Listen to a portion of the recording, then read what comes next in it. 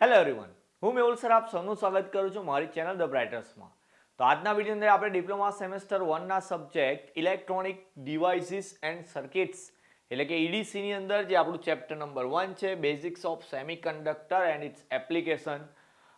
ખાસ નોંધવાની વાત એ છે કે આ ચેપ્ટર જીટીયુની એક્ઝામમાં લગભગ 21 થી 24 માર્કનું પૂછાશે, કે જ્યાં આપણું પેપર 70 માર્કનું આવવાનું છે, કે જેની અંદર આનું વેટેજ ઓલમોસ્ટ 30% જેટલું છે. તો ચેપ્ટર થોડું લેન્ધી થશે, ક્વેશ્ચન બી વધારે થશે, અને બીજી વાત કે 3 જ ચેપ્ટર છે તો પછી 3 જ ચેપ્ટરનો આપણો સિલેબસ હોય તો પછી 3માંથી આપણે થોડા ઘણા ક્વેશ્ચન વધારે કરવા પડશે. તો આપણું જે પહેલા નંબરનું ચેપ્ટર છે એના મોસ્ટ આઈએમપી ક્વેશ્ચન માટે આપણે 2 પાર્ટ્સમાં વિડીયો બનાવીશું. તો આ જે વિડીયો છે કે જેમાં પહેલા 4-5 ક્વેશ્ચન હું એ લઈ લીધા છે, તમને ડિટેલમાં સમજાવીશ. જેટલા બી અહીંયા ક્વેશ્ચન કહો એના આન્સર બી કેવી રીતે લખવાના છે અને કેવી રીતે પ્રશ્ન સમજવાનો છે એ બધી વસ્તુ વિડીયોમાં મળી હશે. લાસ્ટ સુધી જોવાનો. જો તમને ખબર પડી જાય, તમને પસંદ આવે વિડીયો, તો જ વિડીયો લાઇક કરીને તમારા ફ્રેન્ડ્સને શેર કરવાનો. જીટીયુની અંદર નવા સિલેબસની અંદર આવેલો નવો સબ્જેક્ટ છે, તો અત્યારે કદાચ તમારી પાસે આઈએમપી ના હોય કે મટીરિયલ ના હોય તો ગભરાવાની જરૂર નથી. માર્કેટ્સમાં આમ તો બુક્સ આવી ગઈ છે નવી, પણ જો બુક ના હોય તો થોડા ટાઈમમાં તમને આની પીડીએફ બી ટેલિગ્રામની અંદર પ્રોવાઈડ થઈ જશે. લિંક ડિસ્ક્રિપ્શનમાં છે, ત્યાંથી જોઈન કરી દેવાનું ગ્રુપ. ત્યાં જેટલી બી જરૂરી પીડીએફ હશે કે જે તમને કામ લાગે એવી હોય એક્ઝામમાં, એ બધી ત્યાં તમને મળી જશે. તો સૌથી પહેલો જે ક્વેશ્ચન છે કે જે આમાં ઇમ્પોર્ટન્ટ છે એ છે વાહક, અવાહક ને અર્ધવાહક સમજાવવાનું છે. Conductor, insulator and semiconductor.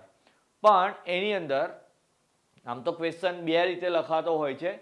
I think DC સર્કિટમાં કે કોઈ બીજા સબ્જેક્ટમાં પણ આ ક્વેશ્ચન આવે છે, પણ આની અંદર આપણે જે વસ્તુ દર્શાવવાની છે એ બેન્ડ ગેપના આધારે દર્શાવવાની છે.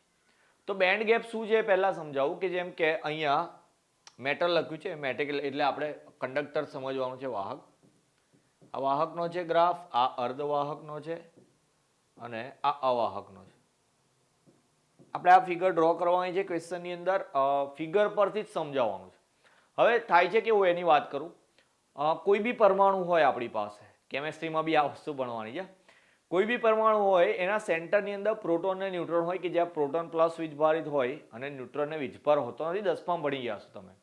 એની આજુબાજુ કક્ષાઓની અંદર ઇલેક્ટ્રોન ગતિ કરતા હોય છે. હવે આ જે ઇલેક્ટ્રોન છે એની કક્ષાઓ અલગ અલગ હોય.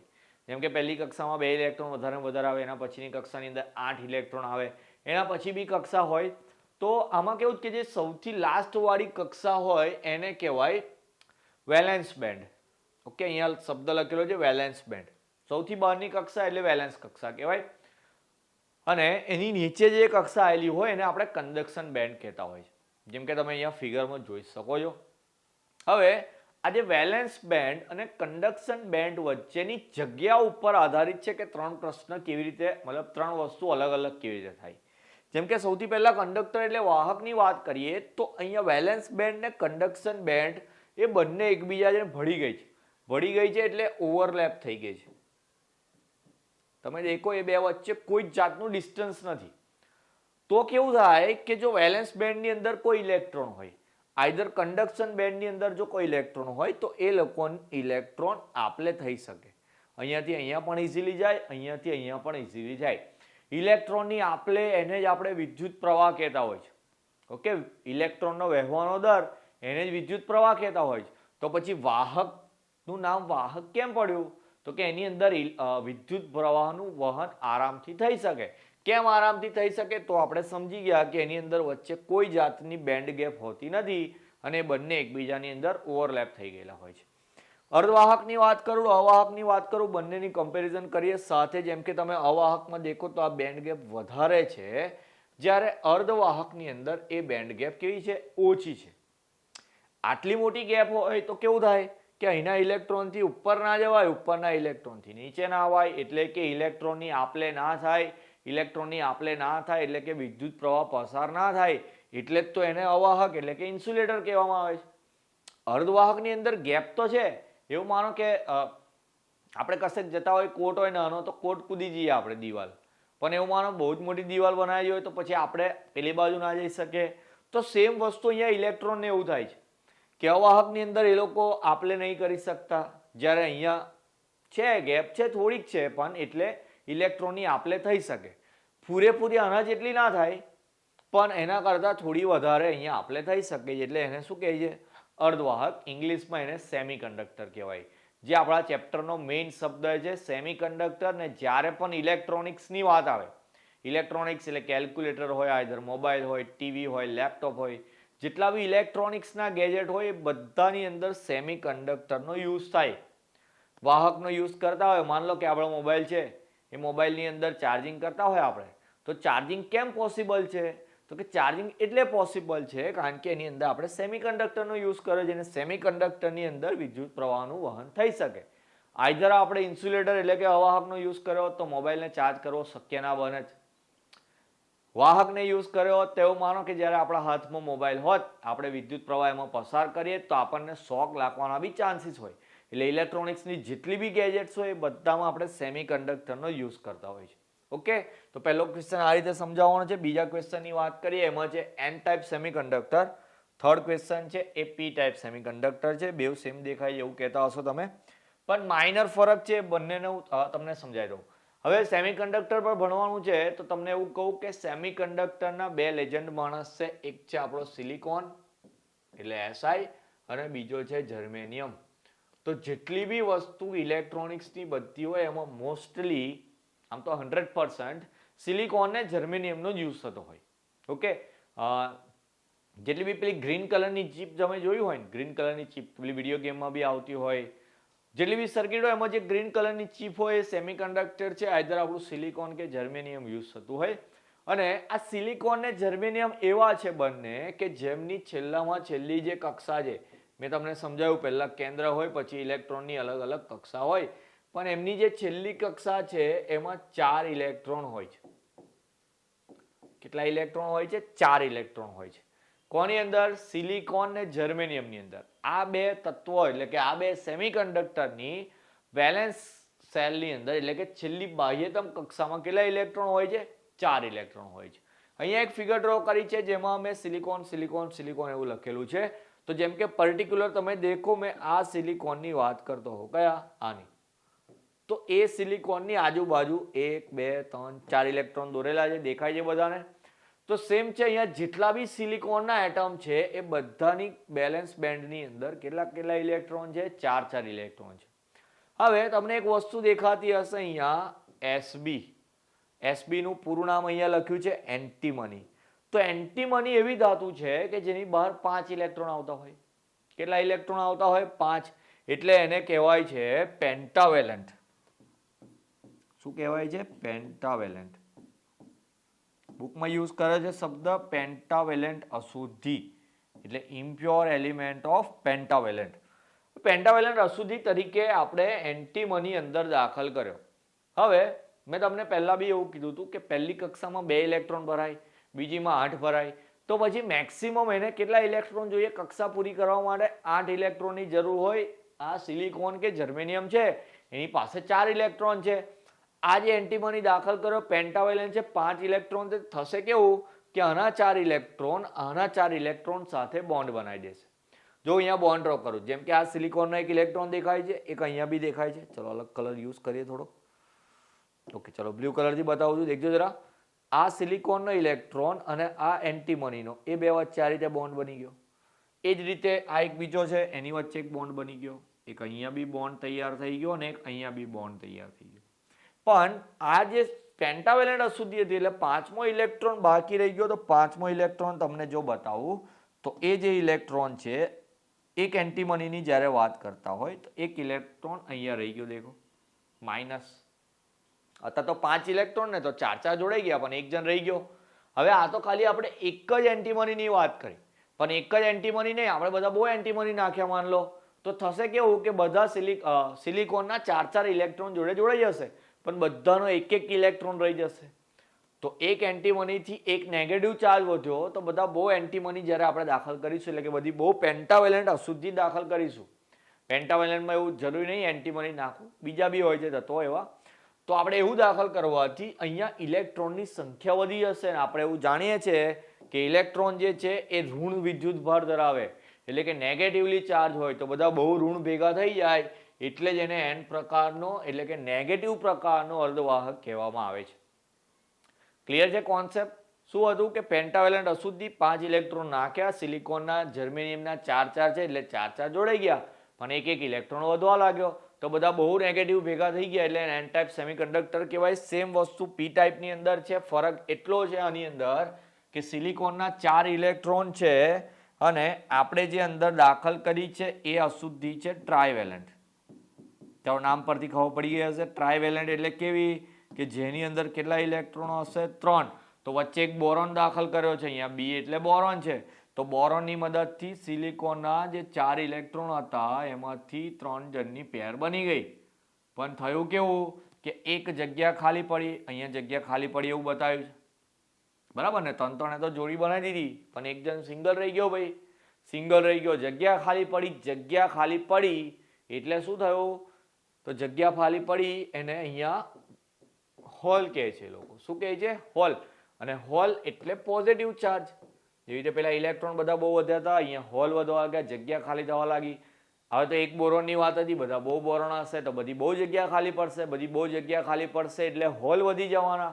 હોલ વધી જાય એટલે પોઝિટિવ ચાર્જ વધી ગયો, પોઝિટિવ ચાર્જ વધી ગયો એટલે એને પોઝિટિવ ટાઈપ સેમિકન્ડક્ટર કહેવામાં આવે છે. ક્લિયર છે? આવી આપણે ફિગર એક્ઝામમાં બી ડ્રો કરવાની છે. જે વસ્તુ મેં સમજાવી એ જ વસ્તુ બુકમાં લખી હશે, પોઈન્ટ વાઇઝ વાંચવાનું અને એ જવાબ લખવાના. બીજી વાત કે આમાં હોલ વધારે છે એટલે હોલને મેજોરિટી ચાર્જ કેરિયર કહેવાય છે. એવો બુકમાં મુદ્દો જોવા મળશે તમને, મેજોરિટી ચાર્જ કેરિયર. અને આમાં ઇલેક્ટ્રોન ઓછા હોય એટલે ઇલેક્ટ્રોન જે છે એ કેવા? માઇનોરિટી ચાર્જ કેરિયર કહેવાય. Minority charge carrier. સીધી ભાષામાં મેજોરિટી એટલે વધારે અને માઇનોરિટી એટલે ઓછા.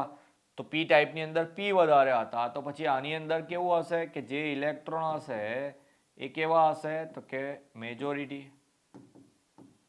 અને જે હોલ છે એ કેવા હશે? તો કે માઇનોરિટી. તો આ મુદ્દો એક એક બંનેની અંદર લખવાનો, બુકની અંદર આપેલો હશે, નવો શબ્દ ના લાગે એટલે એ બી બતાવી દીધું.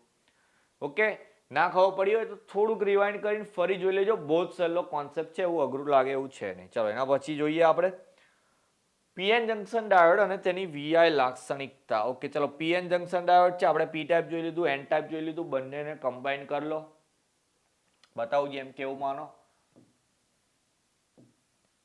આ પી ટાઈપ છે ને અહીંયા એન ટાઈપ છે, એ બંનેને આપણે જોડી દીધા. એની જોડીમાં બેટરી લગાવી દઉં છું. બેટરી લગાવી દીધી તો એક બેટરી સાથે આપણે પી ટાઈપ ને એન ટાઈપ ને ભેગા કરી દઈએ એટલે કે ક્લિયર બનાવીએ પીએન નું, તો એ પીએન જંકશન ડાયોડ થઈ જાય. એનો સંકેત આ રીતનો છે, એની સંજ્ઞા કે પીએન જંકશન ડાયોડને આપણે સર્કિટમાં આ રીતે દર્શાવીશું. એમાં એનોડ છે ને કેથોડ છે. ઓકે, તો આ એનો સિમ્બોલ છે જે આપણે ડ્રો કરવાનો છે અને એક આવી ફિગર ઉપર જે છે એ બી દોરી દેવાની કે આ રીતનું સર્કિટ ડાયાગ્રામ હોય પીએન જંકશન ડાયોડનો. વ્યાખ્યા એની લખીશું, પછી એની લાક્ષણિકતા દર્શાવવાની છે. હવે આ ક્વેશ્ચન છે એક્ઝામની અંદર 7 માર્કમાં પૂછાઈ શકે એવો છે, બરાબર? એક્ઝામમાં 7 માર્કના પ્રશ્નો હોય. પેપર સ્ટાઇલ પહેલા બી કીધી હતી, એક 3 માર્કનો પ્રશ્ન, એક 4 માર્કનો પ્રશ્ન, એની સાથે એક 7 માર્કનો પ્રશ્ન પૂછાય. તો આ ચેપ્ટરમાંથી આ પ્રશ્ન એવો છે કે જે 7 માર્કમાં પૂછાઈ શકે. ચેપ્ટર મોટું છે, બીજા બી 7 માર્કના પ્રશ્નો આવશે, પણ 7 માર્કનો આવશે તો હું તમને મેન્શન કરી દઈશ. 7 માર્કનો એટલે છે કે પીએન જંકશન તો સમજાવે, એની સાથે સાથે આપણે એની વીઆઈ લાક્ષણિકતા બી દર્શાવવાની છે. વીઆઈ લાક્ષણિકતા એટલે કે વોલ્ટેજ અને કરંટ વચ્ચેનો સંબંધ. વીઆઈ એટલે વોલ્ટેજ અને કરંટ વચ્ચેની વાત કરવાની છે. તો ફિગર જે છે એનો શેપ તમારે એકચ્યુઅલમાં આવો દોરવાનો છે. એકચ્યુઅલમાં કેવો શેપ છે? તો જો અહીંયાથી જ્યારે ગ્રાફ સ્ટાર્ટ થાય છે તો પહેલા નીચે નીચે રહે છે, પછી અચાનક વધારો થાય છે. સેમ વસ્તુ રિટર્નમાં બી કરવાની છે કે તમે ઘટાડતા જાઓ છો તો ઘટતું જાય છે, પછી અચાનકથી બહુ બધો ઘટાડો થાય છે. બીજી બે વસ્તુ તમને જોવા મળશે. તો અહીંયા એક ફોરવર્ડ બાયસ એવું લખેલું છે ને અહીંયા લખ્યું છે રિવર્સ બાયસ. તો ફોરવર્ડ બાયસ ને રિવર્સ બાયસ શું છે? જેમ કે અહીંયા મેં પીએન જંકશન ડાયોડ દોર્યો, એમાં તમે દેખો તો પી છે, તો એની સાથે મેં બેટરીનો કયો છેડો જોડેલો છે? પ્લસ. પ્લસ ને પી એટલે પ્લસ. તો મેં પી સાથે પ્લસ એટલે કે પ્લસ જોડે પ્લસ જ્યારે જોડું તો એને ફોરવર્ડ બાયસ કહેવાય. કેવું કહેવાય? Forward bias. BIAS ગુજરાતીમાં આવું બાયસ લખાય. તો આ ફોરવર્ડ બાયસ છે. પણ ઇન કેસ આપણે આ બેટરીને આ રીતે જોડી હોત, પહેલા માઇનસ ને પછી પ્લસ, અને એને અહીંયા જોડેલું હોત, તો બેટરીનો માઇનસ છેડો છે પણ આપણે પોઝિટિવ જોડે જોડ્યો તો એને કહેવાય રિવર્સ બાયસ. કેવું કહેવાય? Reverse bias. તો પહેલા ફોરવર્ડ બાયસની અંદર આ રીતનો ગ્રાફ બને છે કે જેવું માનો કે પીએન જંકશન ડાયોડને આપણે આ રીતે ઉપરવાળી કન્ડિશનમાં એટલે કે ફોરવર્ડ બાયસમાં જોડેલો છે. તો એમાં આપણે વોલ્ટેજ વધારવા જઈએ તો કરંટમાં કેવો ફેરફાર થશે તે આ બાજુ દોરેલું છે. આ બાજુ રિવર્સ માટે છે એટલે કે નીચેવાળી કન્ડિશન કે બેટરીના ઋણ છેડા જોડે આપણે આને જ્યારે જોડ્યું હશે તો એની અંદર આ રીતનો ફેરફાર થતો હશે. એટલે આ બે વસ્તુ એ દોરેલી છે. ફોરવર્ડ બાયસમાં કેવું થાય છે કે જેમ જેમ આપણે વોલ્ટેજ વધારવા જઈએ છીએ કરંટમાં વધારો થાય પણ એક પોઈન્ટ એવો આવે છે કે જ્યાં તમે થોડોક પણ વોલ્ટેજ વધારો તો કરંટમાં બહુ જ બધો વધારો થાય, અચાનક ઊભું થઈ ગયું. તો એને કહેવાય છે ની વોલ્ટેજ. અહીંયા KNEE લખ્યું છે, ની વોલ્ટેજ કહેવાય એને. તો વોલ્ટેજની એવી કિંમત કે જ્યાં તમે વોલ્ટેજમાં થોડોક પણ વધારો કરો પણ કરંટમાં ખૂબ જ વધારો થાય એ વોલ્ટેજની કિંમતને કેવું કહેવાય? ની વોલ્ટેજ કહેવાય. જર્મેનિયમ માટે એની કિંમત 0.3 છે અને સિલિકોન માટે 0.7 વોલ્ટેજ છે. રિવર્સમાં બી એવું છે કે તમે રિવર્સમાં જેમ જેમ વોલ્ટેજની અંદર વધારો કરો કરંટની અંદર બી વધારો થાય પણ એક એવી કિંમત મળે કે જ્યાં સડન ઘટાડો થવા લાગે. ઘટાડાની વાત કરી હતી તો એને કહેવાય છે ઝેનર બ્રેકડાઉન અથવા તો બ્રેકડાઉન વોલ્ટેજ કહેવાય. શું કહેવાય? બ્રેકડાઉન વોલ્ટેજ કહેવાય. તો આ રીતનો તમારે વીઆઈ કેરેક્ટરિસ્ટિક દોરવાની સેમ જેવો શેપ છે એવો જ બતાવવાનો અને જે મુદ્દા હું બોલ્યો એ રીતે આકૃતિ પરથી જ મુદ્દા દર્શાવવાના છે. 7 માર્કનો મોસ્ટ આઈએમપી ક્વેશ્ચન આ ચેપ્ટરનો જે કરવાનો બધાએ. પછી અહીંયા એક નવો શબ્દ આવે છે ઝેનર. એ ઝેનર પરથી આપણો બીજો ક્વેશ્ચન છે આપણો. Zener diode as voltage regulator એટલે કે ઝેનર ડાયોડનો ઉપયોગ કરવામાં આપણે વોલ્ટેજ રેગ્યુલેટર તરીકે. રેગ્યુલેટર શબ્દ આપણે સાંભળેલો હશે ઘરમાં. પંખાનું જે રેગ્યુલેટર આવે 1 2 3 4 5 એટલે કે પંખાની ઝડપ આપણે ઓછી વધતી કરી શકીએ એને રેગ્યુલેટર કહેવાય. તો સેમ વસ્તુ છે વોલ્ટેજ રેગ્યુલેટર એટલે કે વોલ્ટેજને આપણે પ્લસ માઇનસ કરવો હોય પણ કોની મદદથી? ઝેનર ડાયોડની મદદથી. મેં તમને આગળ પીએન જંકશન ડાયોડની સંજ્ઞા બતાવી કે આ રીતનો પીએન જંકશન ડાયોડ હોય સર્કિટની અંદર પણ અત્યારે આપણે ઝેનર ડાયોડની વાત કરીએ છીએ તો ઝેનર ડાયોડ સંજ્ઞા આ રીતની કંઈક ઝેડ જેવું દેખાય. ડાયોડ જ છે આમ તો પણ ઉપર ઝેડ જેવું દર્શાવેલું છે. ઓકે ચાલો વોલ્ટેજ રેગ્યુલેટ કેવી રીતે કરશે એની વાત કરીએ તો જેમ કે અહીંયા એક સર્કિટ દર્શાવી છે. સર્કિટની અંદર કઈ કઈ વસ્તુ છે એ સમજી લો. સૌથી પહેલા વોલ્ટેજ ઇન લખેલું છે એટલે ઇનપુટ છે. અહીંયા V0 લખ્યું છે એટલે કે આઉટપુટ છે. VO લખેલું છે એટલે આઉટપુટ વોલ્ટેજ છે. એક લોડ લગાવેલો છે RS એમાંથી IS જેટલો કરંટ પાસ કરીને બતાવેલો છે. અહીંયા VZ છે એટલે આપણો ઝેનર ડાયોડ છે એમાં IZ જેટલો કરંટ જાય છે. એક લોડ લગાવેલો છે અને એની અંદર લોડ કરંટ IL જેટલો આવે છે. ઉદાહરણથી સમજાવું. માન લો કે આપણે એક બાજુમાં ડ્રો કરું છું એવું માનો કે એક સપ્લાય છે આપણે ઘેર જે એસી સપ્લાય આવે છે કે સ્વિચબોર્ડમાંથી એક જગ્યાએ આપણું એક લોડ ચાલે છે. માન લો કે એસી ચાલે છે અત્યારે ચાલે છે એટલે એસીનું ઉદાહરણ લઈ લીધું. તો આપણે સપ્લાય એસીને આપી રહ્યા છે. હવે કોઈક વાર એવું થાય કે આપણો જે ઇનપુટ છે એમાંથી વોલ્ટેજ ડ્રોપ થતો હોય બરાબર ને. જેમ કે તમારા ઘેર કોઈક વાર પંખા ચાલતા હોય તો એની સ્પીડ એકદમ ઓછી થઈ જાય જાતે પછી પાછી વધી જાય. તો વોલ્ટેજના વધઘટના લીધે એવું થતું હોય એટલે અહીંયા એક લોડ બી દર્શાવેલો જ વચ્ચે કે ભાઈ એના લીધે થોડો ઘણો વોલ્ટેજ ડ્રોપ થતો હશે. વોલ્ટેજની અંદર ડ્રોપ થતો હશે. કેટલો થાય તો આપણે સૂત્ર ખબર છે V = IR જેટલું. તો આ જે રેઝિસ્ટન્સ લગાવેલો છે આપણે એનો રેઝિસ્ટન્સ RS જેટલો છે અને કરંટ કેટલો છે એનો IS જેટલો. તો એની અંદર જે વોલ્ટેજ ડ્રોપ થતો હશે એ થતો હશે IS RS જેટલો.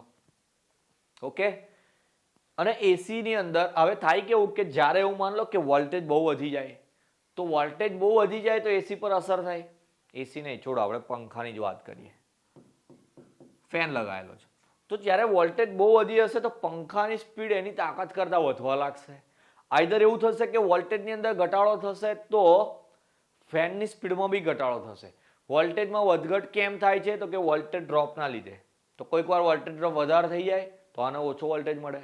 કોઈક વાર વોલ્ટેજ ડ્રોપ ઓછો થાય તો આને વધારે વોલ્ટેજ મળે.